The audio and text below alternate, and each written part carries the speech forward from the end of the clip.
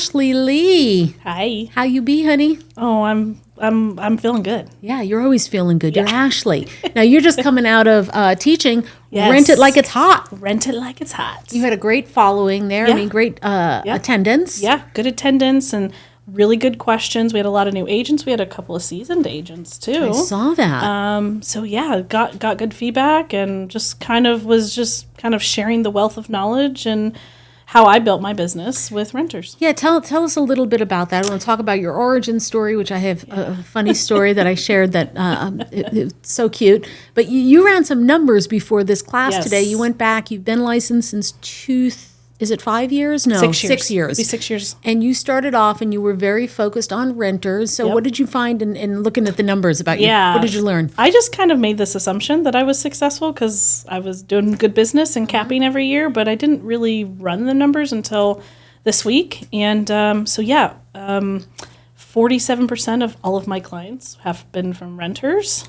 And 47%. So I have 96 clients. And that you've serviced over the last 6 years? Yep. Okay. That I've serviced and has equaled 8 deals, 2 outside referrals, like out-of-state referrals. I'm in progress with 2 buyers right now. Nice. From rentals or rental leads or referrals, and is equaled over about 100 GCI. So over the 6 turning years. rentals into a 6-figure business and beyond. Yeah.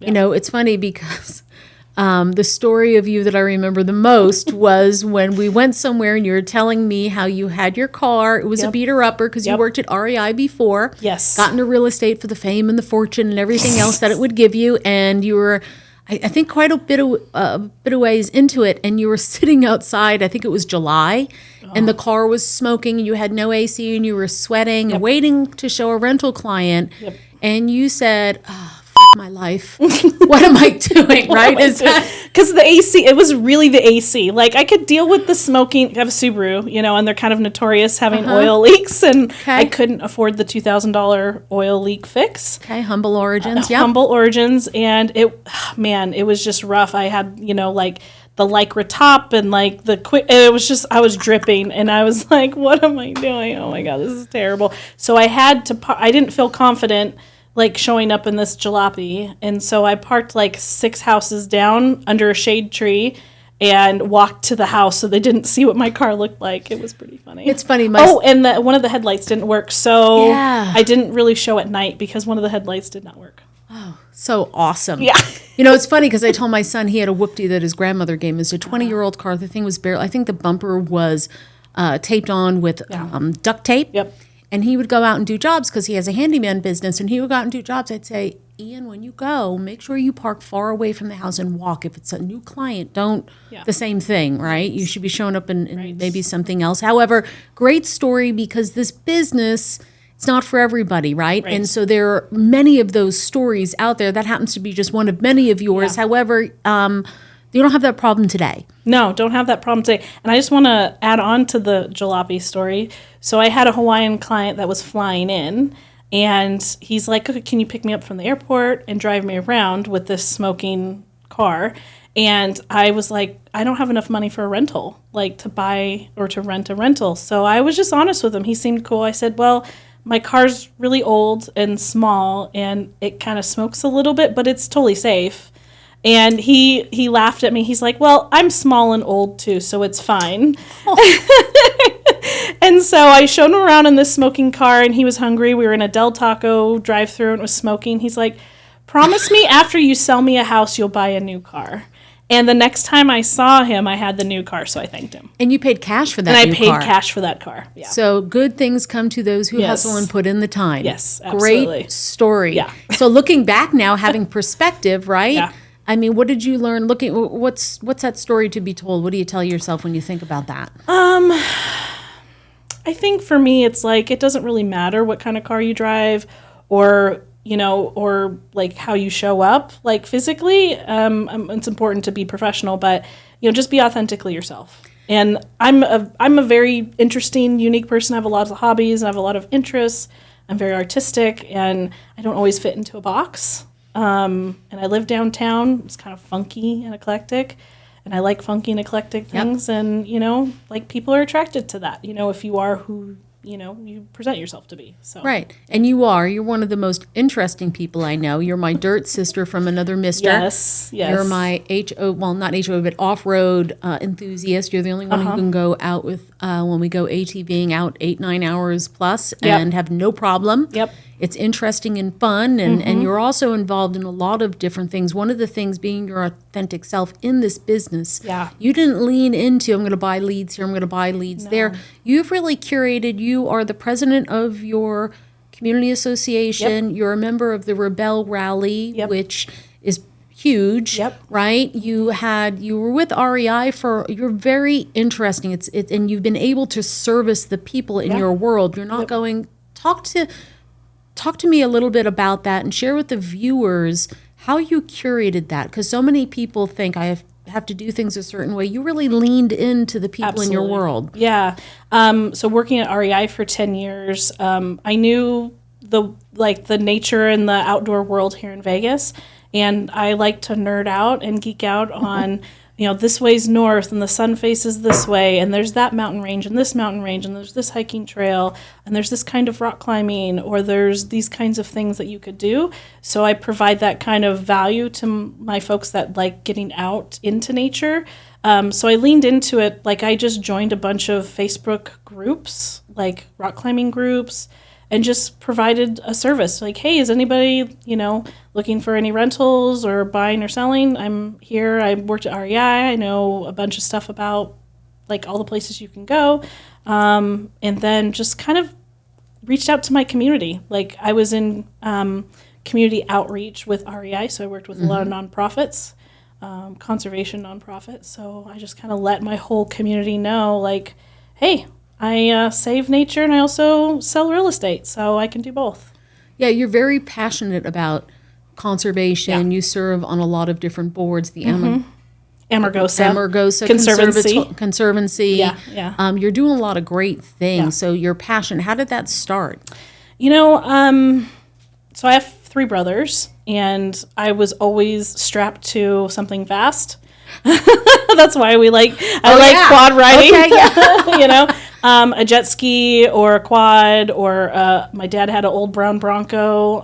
He would strap me to a backpack. We climbed Half Dome. So I've always been kind of a nature lover. And I find that a lot of people like to enjoy those places, but also complain about maybe access or, things getting trashed. And I kind of thought about it. I'm like, I have great leadership skills and I have a community and I feel like I can make a difference and an impact.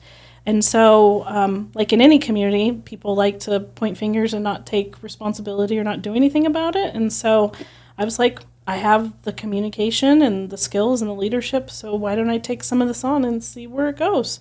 And it's very fulfilling because it's, a part of this community that draws a lot of people. Like some of the world-class rock climbers come here to Vegas. Same thing with hiking and off-roading. Like the Mint goes through here. There's a bunch of professional races that come through here. So I just felt like, this was something that I could do, and I happen to like it. And you've been doing it for a while at a very high level. So, it's so much more than just real estate when it comes to Ashley Lee. Real estate, you've built yourself a business. You've been authentic. However, you have like multiple streams of income. You got rentals, right? You've also doing consulting work. And how does that feel to you having, because, real estate is such a catalyst for people. It's the foundation. It can springboard us into so many other areas. I mean, I'm living proof. I've lived many lives in real estate. I've been an executive, an agent. I've owned a construction company. I'm doing this now. So, how does that feel that you are running on all cylinders and having multiple streams? You're very intentional about that. Since I've known you, you've been really working on that. Well, I don't know if you remember when I first came to this office, you interviewed me.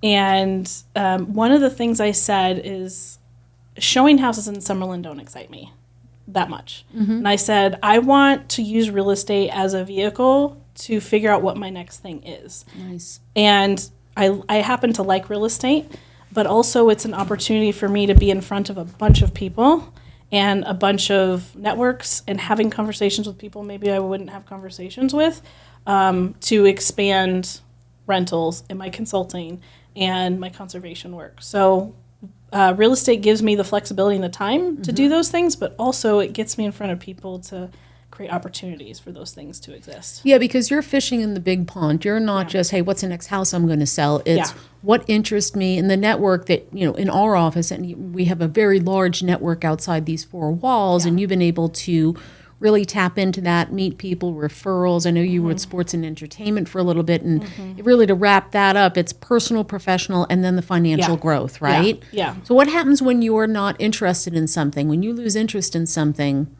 what happens? Because you're interested in so many things. I change it, I think, a little bit. I don't necessarily drop it, but I change it. Like I change the way maybe it looks or maybe how I approach it. Like for rentals, for example, like my business has expanded so much that I've kind of taken back my rental business and I'm referring that out now. I'm still going to do it, but also it's like, okay, so that stuff I know how to do and I know how to do well. I'm going to teach people, hence teaching this class.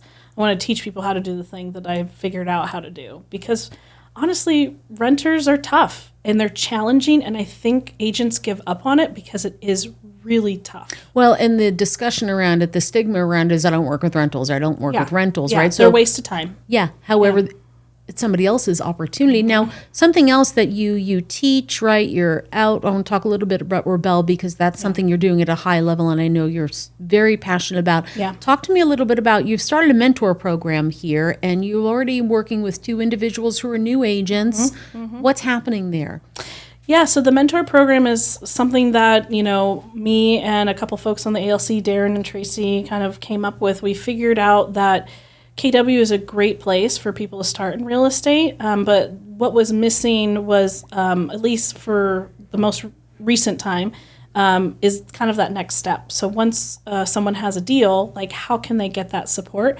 And I think it's important that those people can have designated folks to come and get that support with how to write a deal, how to negotiate terms, what does the timeline look like, what do conversations with their clients look like, what do conversations look like on the other side. So this mentorship program that we're launching is going to be that kind of next step from folks that join the brokerage, get a deal. Okay, how do I make this deal like really impactful for myself and for my client? Right, because it's things outside the broker and outside what a class can teach you. It's really that sense of community, and that ALC being the Agent Leadership Council.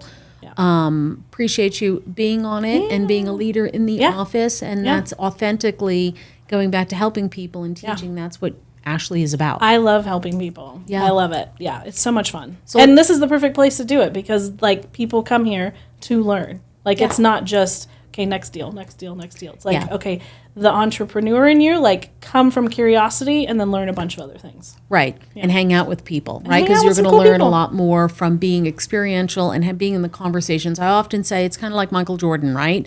He didn't practice at home and then just show up on game day and win 6 championships. He went into the practice facility, he spoke with people, challenged himself and others. It's the same premise when getting into real estate. And even, I think, being in real estate is a high level. You find your community of people married because you grow in this business.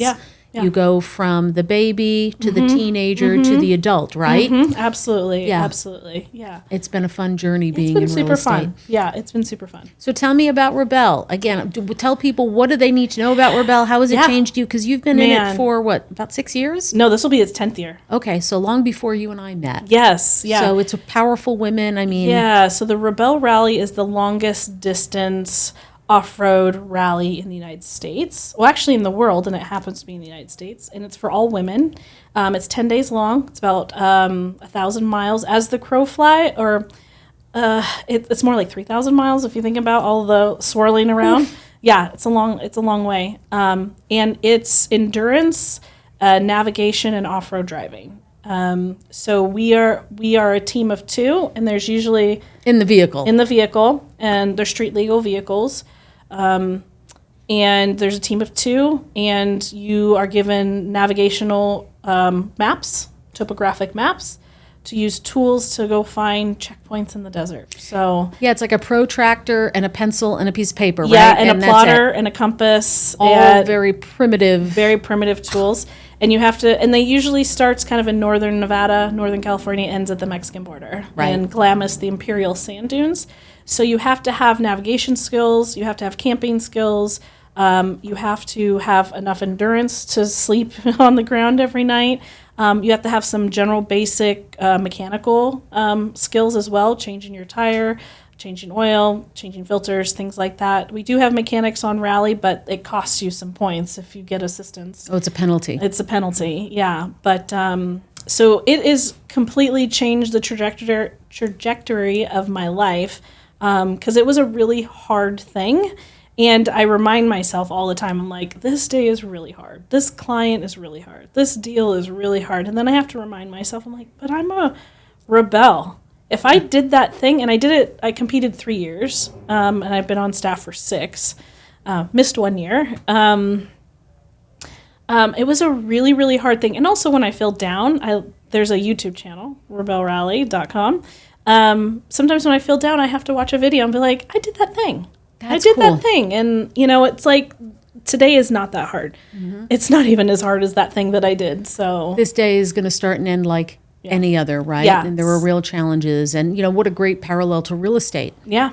Right? Because we do all those things, many things that they don't prepare you for getting into real estate. Rebel sounds very much, you get to get gritty and down and dirty, right? Yes, very much so. And that's a massive network too. And how did you get into that? How did you find that, or how did that find you? It was kind of by chance. I was working at REI, and there was a coworker of mine who just happened to like off-roading, and we would have lunch every once in a while, and he would tell me him and his wife were building a vehicle and doing all cool things. I'm like, oh, that sounds fun. I wish I could build a vehicle. That sounds fun. And they went to a convention called Overland Expo in Flagstaff, which is an expo for people that like off-roading. And he's like, oh, yeah, my wife and I are going to go to this thing. I'm like, okay, cool. Tell me how it goes. He came back, and he's like, oh, yeah, my wife found a bunch of females that like off-road racing, and they're going to do this rally, I think. And I'm like, what? And I'm like, sign me up. I didn't know what it meant. I didn't know what it included. I didn't know what the price was. I didn't know anything. I'm like, sign me up. Like, I've never met his wife. I didn't meet his wife at that point. But you knew certainly that you had to be in that. Yes. I was like, I have to do this thing. Lo and behold, it was a $12,000 entry, and you need a vehicle and all of these things. And I was making about $30,000, $35,000. Did you take your Subaru? I did not take my Subaru, no. His wife had a vehicle that we used, but I drove Uber and Lyft, like on my off time between 10 p.m. and 7 a.m. You were into it. You were going to find a way. I was going to find a way. So I drove Uber and Lyft for about 6 months for my entry and kind of hobbled my way financially to the start line, and got lost a lot, cried a couple of times, and got stuck on an 8-hour recovery on a rock in Johnson Valley. Mm-hmm. And it was dark and very scary, but we lived to tell the tale, and we got ourselves out of the situation and got ourselves home. So it's that kind of problem solving. I'm like, yeah, real estate, schmill estate. Helps you grow so much, right? Yes. We can figure this out. And this is why I take Ashley out on my ATV rides out to nowhere, because she knows how to get us out of stuff. Yeah. Give me a shovel and some traction boards. We're good. Excellent. So tell me, where did you coin the phrase red lipstick realtor? Did I see that? Or an ash in the wild? Tell me about these nicknames. Yeah. So red lipstick realtor is my handle in real estate. As you probably would have gathered, I'm very outdoorsy and tomboyish, and I feel like I wanted to have a different moniker for real estate, and I was not very girly, and I was not very feminine, and I kind of was like, I want like a different personality for myself, and and so I had my makeup done one time for an event by this Dior famous makeup artist, and he put this rouge color on, and I'd never worn red lipstick at all. And he put this Dior red rouge lipstick on, and I like completely felt like a different person. And I'm like, I think red lipstick is my thing. Like this like kind of transforms me into my real estate role and helping people, and like kind of like when Wonder Woman puts on her outfit, right? Yes, yeah, it totally feels like that. So that's where that came from. And then Ash in the Wild, that came from. My mom always called me Wild Child. Wonder why. Yeah. So that's where that came from. Is like I love going to remote and weird and just strange places, and just to go explore for feel like I'm the first person that was ever there. Probably it's not the case, but I feel like real estate was definitely made for you then.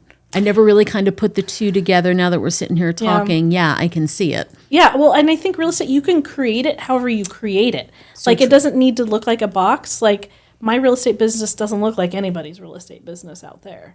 And so when you say that, yes, but it's also I've created it that way because I have the freedom, the flexibility. I want to incorporate my hobbies and my interests in what I do, and you could totally do that with whatever that looks like. And allows you the creativity to do it. You know, there's a lot of different ways to be successful. Some people like to be on the phone all the time. Yeah. Some people like to do open houses. Some do events, and that's what other people don't enjoy, other people celebrate. And that's the interesting part. And being the business owner, right? It's your business, it's your brand. It happens to be kind of, you know, this happens to be where you choose to do business, but the creativity, it suits you well. Yeah.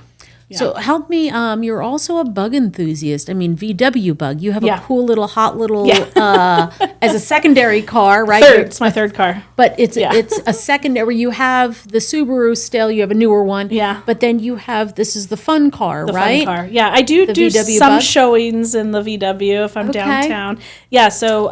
So fun. Yeah, so in 2008, no, 1998. Sorry, 1998, my parents bought this old Volkswagen from my sister-in-law's parents for $1,200 in 1998, and my dad's like, if you're going to drive it, you need to learn how to work on it. So in 98, I wasn't going to have a driver's license for 2 more years, so we worked in the garage on it for 2 years to make it run and change the seats and the rag top. It's a convertible 79 Volkswagen Wolfsburg, and so I drove that all throughout high school, and it was kind of a cool car then. It wasn't as old as it is now, but it was fun to drive my friends around, and so I live downtown Vegas now, so it's fun to drive Main Street and East Fremont and all the fun places. Yeah, and they're pretty easy to work on too, the VW, as opposed to other motors, I don't remember any of it actually. Okay, but now you pay somebody, I'm sure. Yes, right? I can afford to pay somebody. Valuable. Yeah, it seems to be a very pricey little piece of equipment for sure. Yeah, worth having. You deserve it. So tell me a little bit, a couple of other. Let's pivot a little bit and talk about. I mean, how is love showing up in your life? Like, how does that manifest itself? I know. Outside of Tony, I know you love him, but what other ways do things make your heart light up? How is that? Yeah, I mean, I just have so it's funny because there is a group of us ladies in the off-roading community here locally here in Vegas that kind of done an offshoot of our own group. So we have like a all ladies adventure group. So I just feel so fortunate and lucky. Like I can call on them for a favor. We go out kayaking, we go out off-roading, we go, one of the ladies and I went out on the Bradshaw Trail, which is a 75-mile historic backcountry byway, 2-night camping trip. So I just feel like so fortunate to have this community of women and that love outdoors as much as I do, and just to go out and have that opportunity to go explore. Yeah, and the community at KW is great. Like, I can lean on you, Patti. Oh, well, thanks. Likewise, right? It goes both ways. For sure. I feel very blessed as well. Yeah, and I love Dawn Barlow. Hi, Dawn. Dawn Barlow is one of my faves. And then everyone in the ALC, the Agent Leadership Council, like, I feel like super comfortable to call on them for any favor. Yeah, it's kind of an ensemble cast that we have here. Yeah, and everyone's just so different, too. And it's like, we all get it, you know? Yeah, meet people where they are, right? Yeah. Tell me a little bit, or talk to me a little bit about health. Yeah. How's health showing up? Love, health, wealth. Let's talk a little bit about health. It could be better. Just to be real and honest, like there's so many areas in my life that I'm excelling and really amazing. And I'm like, health, what's that? Health, schmealth. You're young. But yeah, well, sort of. Yeah. Starting menopause. So. Oh my gosh. Oh no, I know. You can call me and talk to me anytime. Oh man, I feel your pain. My brain fog is crazy. But so yeah, health could be better. That's an area that I would really like to work on this year actually. Wellness. Well, wellness I think is okay because I take enough time for myself, but like I think of health like of eating and exercising. That's an opportunity that I have. Like there's a gap there. So, kind of taking back on the coffee and drinking a little more tea and, being a little bit more physical. Because even though I love the outdoors, like, I'm not like super physical in the outdoors, like the off-roading, the quad riding, all of that. It takes some physicality, but I'm not out there like backpacking, miles and miles and miles. Yeah, one thing, hiking's not your thing. I know that. Yeah, isn't that strange? I'm not into it either. Okay. I have a bad knee, but I went on a wellness journey this past year. I'm down quite a bit of weight. My health is better than ever. Like I feel good. Like I feel like I can conquer the world. So the wellness journey, when you get to that, it feels good, but it took me a long time. And I put it on pause for a while. One thing that I am implementing, so normally I'm not a morning person, but I think with this menopause stuff happening, I'm waking up like, whoop, I'm up. There is a God, you are not a morning person. No, I'm not a morning person. So I'm waking up, and instead of just waking up an hour before I need to be somewhere, I'm actually waking up 2 hours before and like having a ritual in the morning. Like I have a really beautiful backyard and a garden. So like just really enjoying the birds because there's lots of birds in my backyard right now. And just spending time making the hot water for the tea and then just, taking a little stroll around the garden. Yep. And so that's something that I'm really, really enjoying right now. That's nice to not, and it's interesting you say that because it is part of the health and the wellness, right? The energy plan, keeping your mind right. And that morning time is so protective. Yeah. I do a similar thing in the morning. Wake up slow, need to have, at least 45 minutes for coffee, hang out with the dogs, and we go on a walk, and I just take my time. And that ritual, especially this time of year with the windows open, it just sets the table for the day. Totally does. It really puts the mind right instead of getting up. I've never been one of those people who get up trial by fire, like get up and run out. That. But that wellness in the morning, I totally relate to that. Yep. Yeah. And then what does wealth mean to you these days? So I still feel like I'm in a good place financially, but I think for me, like I have a business coach now. I've had for actually 2 years now. And so he has to remind me like how good I'm doing because I feel like financially I'm like, it could be better. But I'm actually doing really good. So wealth for me looked like this very unattainable thing and sometimes feels very unattainable because I have this expectation that I should be in a certain spot. Right. Like I should have the fancy cars and the fancy house. And I'm like, but are those things really going to make me happy? No, the suburbs are not going to make you happy. No. You would die. Like you said, you come to my house and that's nice here, but it's not my place. Right. It's interesting to have that perspective and hiring a coach. Yeah.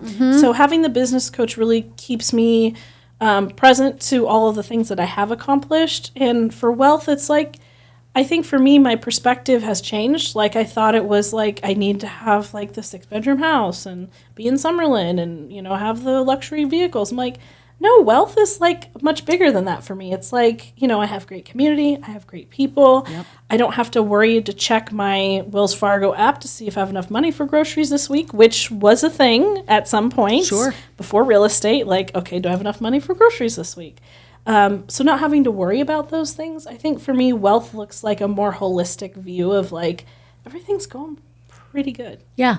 Good. And it's easy to do to compare our insides to other people's outsides. And really what I find is the more people I meet, we're all a mess in some way, really. And having some perspective is how much is too much. And do I feel fulfilled? I keep a gratitude, not a journal, but just a jar. And every day I put something in there, just one thing. I started that too. Just small little things to remind myself that everything is good. I've had to struggle with, and I think as we get older in life, it becomes easier if you allow yourself that grace and peace. It's a really nice place to be. Yeah.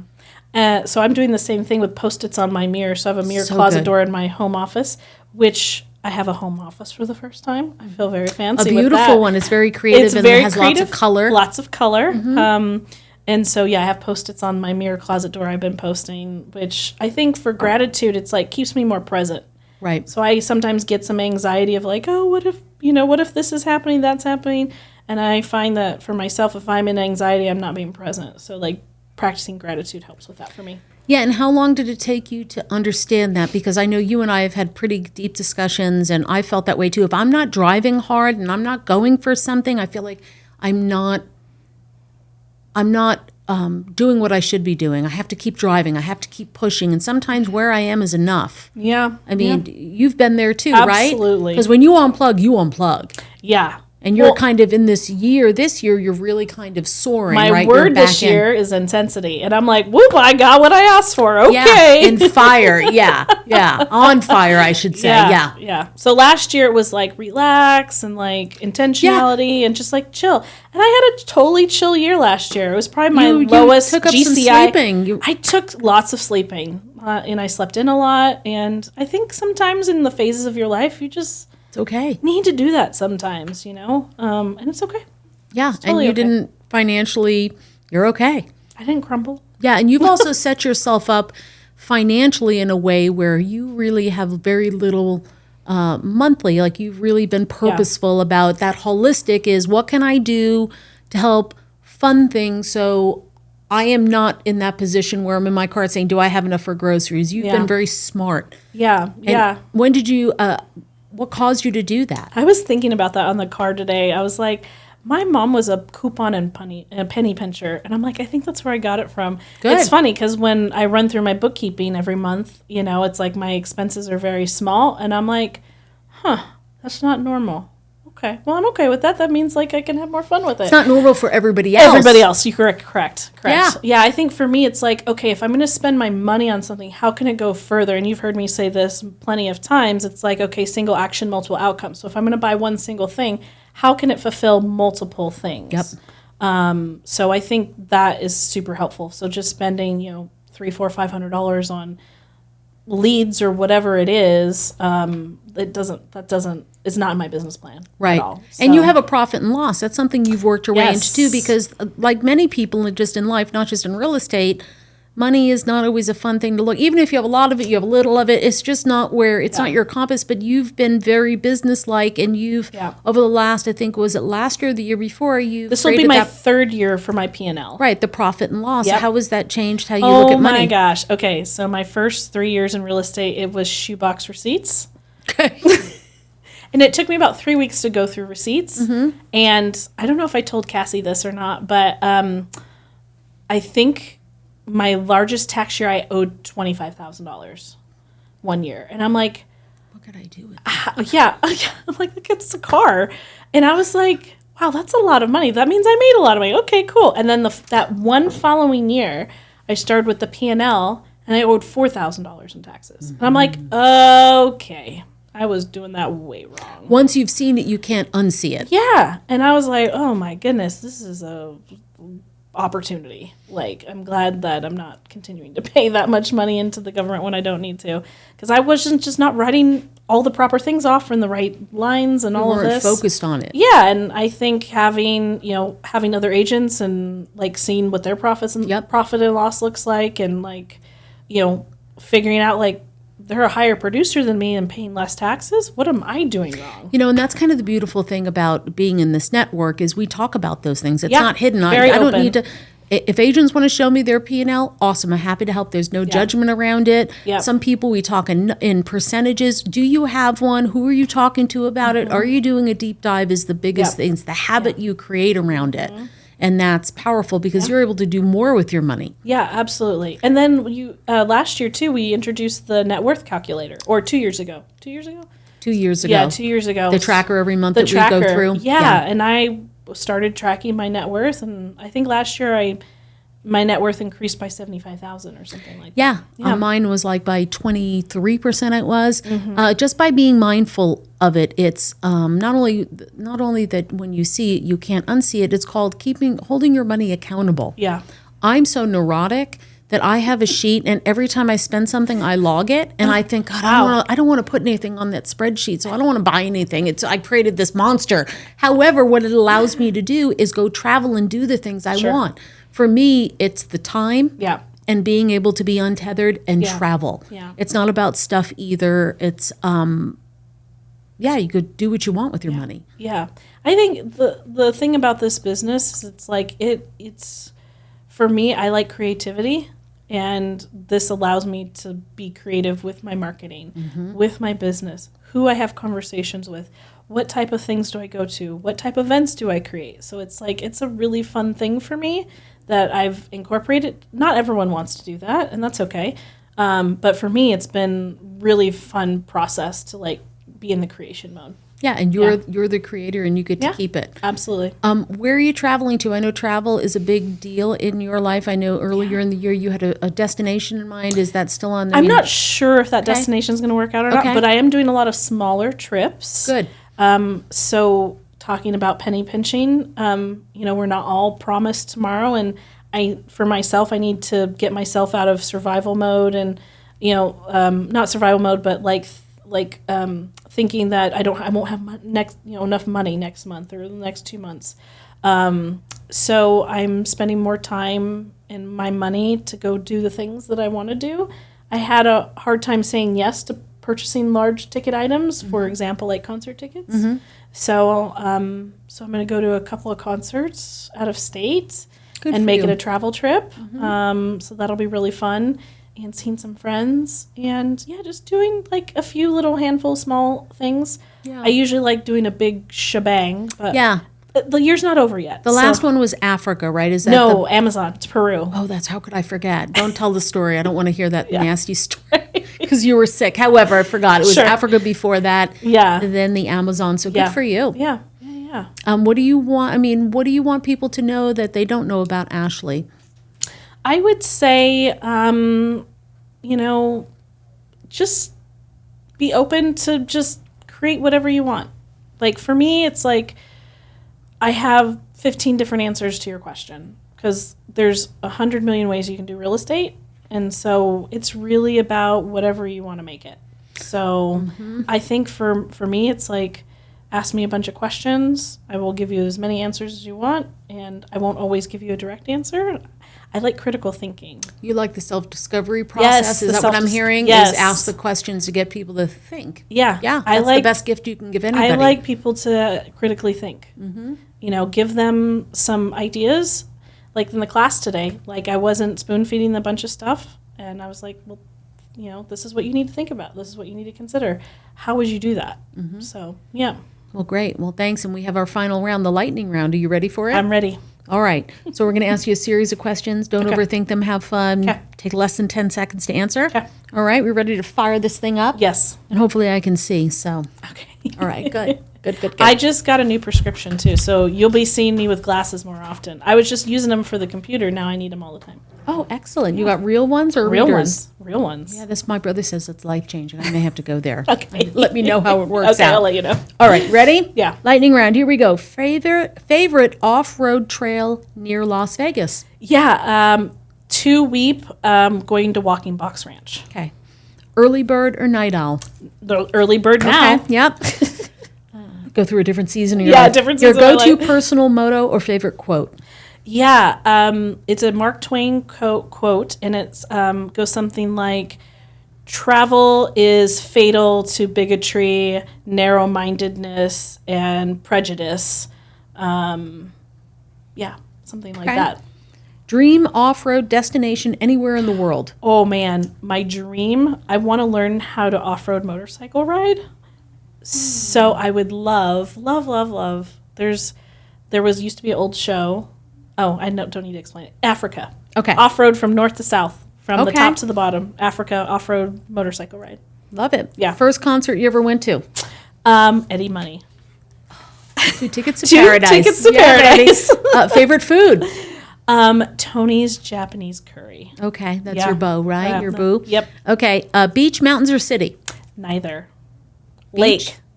Okay, good one. Yeah. All right, if you had 10 extra hours a week, how would you spend them? Quilting. Okay. So, and if people want to get in touch with you, how are they find you? They can find me, on Instagram, Red Lipstick Realtor, or my personal page, Ash the Wilds, or AshleyLeeRealEstate.com. All right, Ashley Lee, all things outdoors and real estate. Appreciate your time. Thank you.